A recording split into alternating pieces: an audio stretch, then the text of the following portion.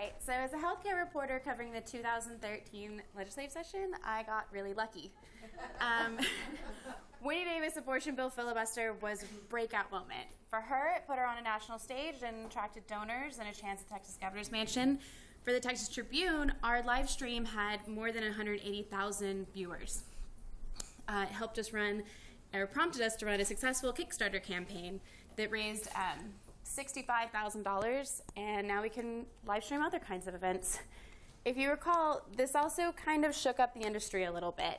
TV news stations were doing their regular broadcasting, and the internet was exploding.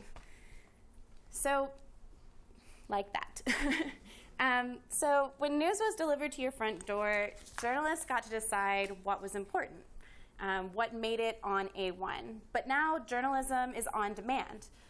Readers can decide what's news just by turning to their web browser and deciding, I want to watch this live stream, whether they want to even tune in at all.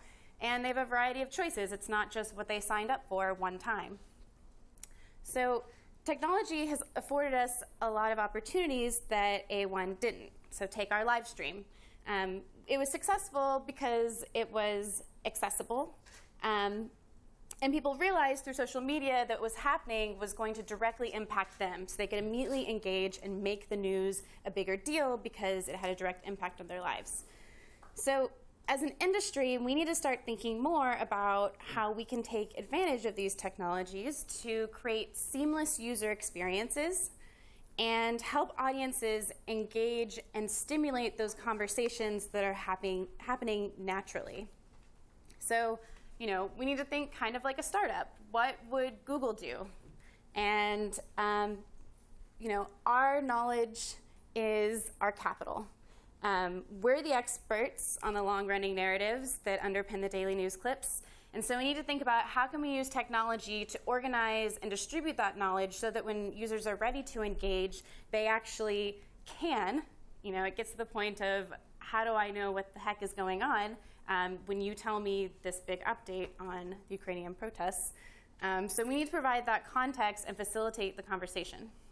So this session, I was co-leading the Texas Tribune's News Apps team. And so we decided we would do the live stream again, obviously, because it was a success.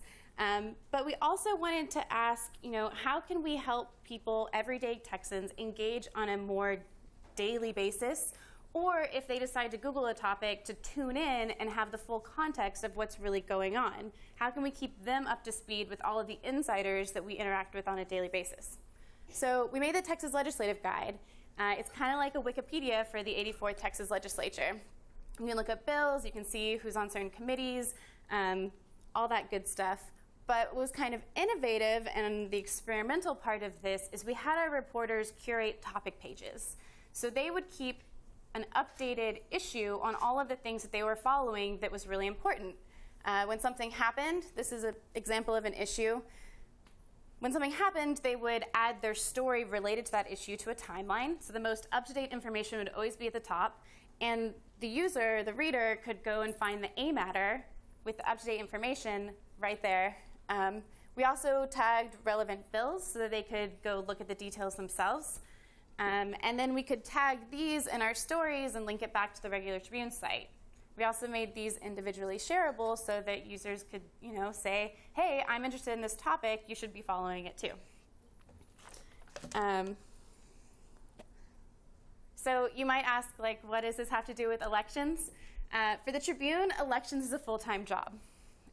This is what we do all the time. And what happens in the Texas legislative session, the 5 months every 2 years that politicians in the state actually focus on policy making instead of campaigning, is really important to what decision they actually make at the end of the day come the next election. So these are the people tuning in. Oh, I took out the slide, I guess. There. So the session leads to political accountability, which leads to elections. News doesn't happen in isolation. It's part of a larger narrative, a national or community-level conversation, and it's our job as the media to facilitate that dialogue and systemically provide context and background to these evolving narratives in real time. In some ways, this happens organically. Take Sandra Bland's death in police custody. That was national news because we've been building this longer narrative based on the public's interest in Trayvon Martin and Eric Gardner and Michael Brown, and building up this narrative of what really is happening to Black people in this country.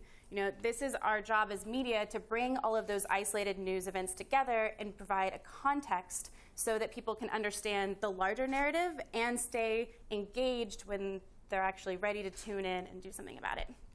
So, thanks, guys.